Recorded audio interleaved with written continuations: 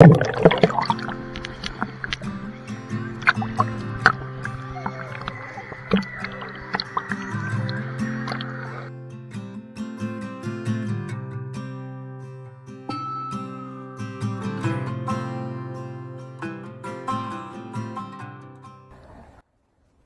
we are again on another part of getting this goat and chicken area all organized. Today we're going to be working on putting up the fence in between the goat and chicken area. I need to move a couple of my goats over because they're small enough to get in the chicken coop on the other side.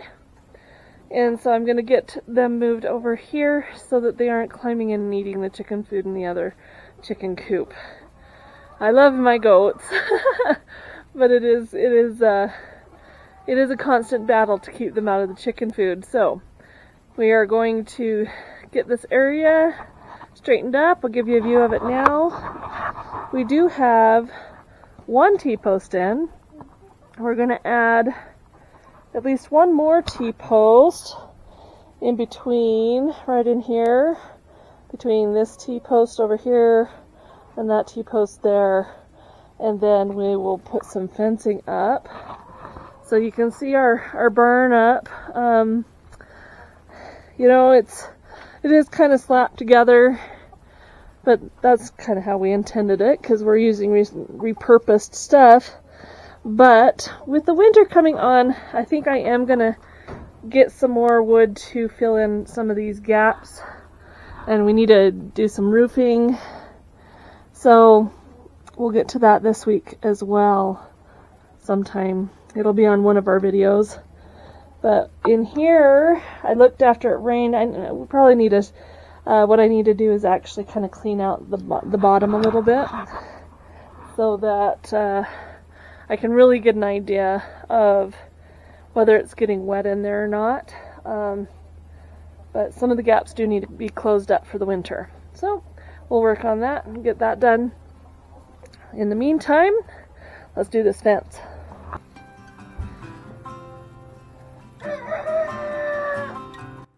So we start off with adding our next T-post. We got to get that pounded in really good. Fortunately, the soil isn't frozen yet. We've had a relatively warm fall, not super warm, just really a nice, pleasant fall.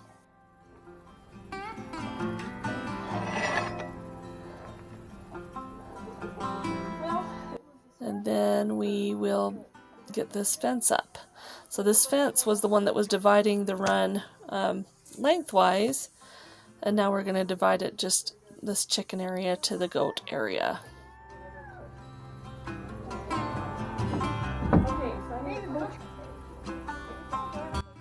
And I'm going to start by hammering the fence into the chicken coop with some chicken wire nails, or nails, staples, whatever you want to call it. They're a little U-shaped thing, and they're a real pain in the butt to get in because they're always little and you end up pounding your fingers. And I've tried using pliers to hold them, and it just doesn't seem to work. But once they're in, and they hold really well.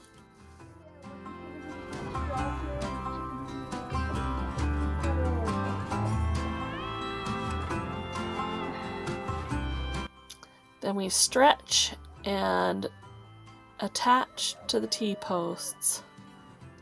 Kaylee's my little helper. She keeps handing me the pieces that I need.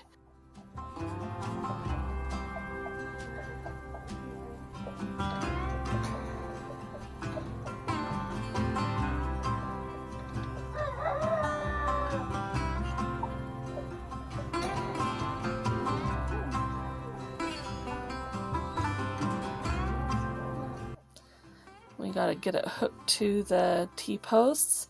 When you buy T-posts, they will either give you, or you will need to buy the little things that connect the fence to the T-post. I know with Tractor Supply they actually gave me a bag of them, which was really nice. You do need some pliers to help you pull that little piece, that U piece, around to attach it, and also to clamp down the little end onto the wire so it doesn't come undone. Chickens and goats actually are companion animals, and if you can create a way where the chicken food is out of reach and out of sight from your goats, they can really work well together. A lot of the goat feed that ends up on the ground, my chickens will scratch through and even eat, and that supplements their diet. When we've cleaned out things and we've had piles of stuff sitting there, the chickens scratch through it and turn it into really nice compost, actually.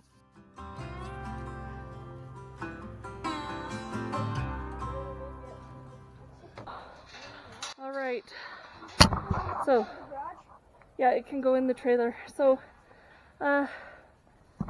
this piece very nearly fit all the way across here. You can see we ended up using zip ties, but that's because this particular one is actually temporary. I have a gate that we're going to put right here so I can access the chicken side from over here when we collect eggs and things like that. But I need to put in a piece of wood or buy the connector pieces for the T-posts so that I can put the gate in. Anyway, but for now, this will keep the chickens on that side, the goats on this side, and everybody will be happy, I think. I hope.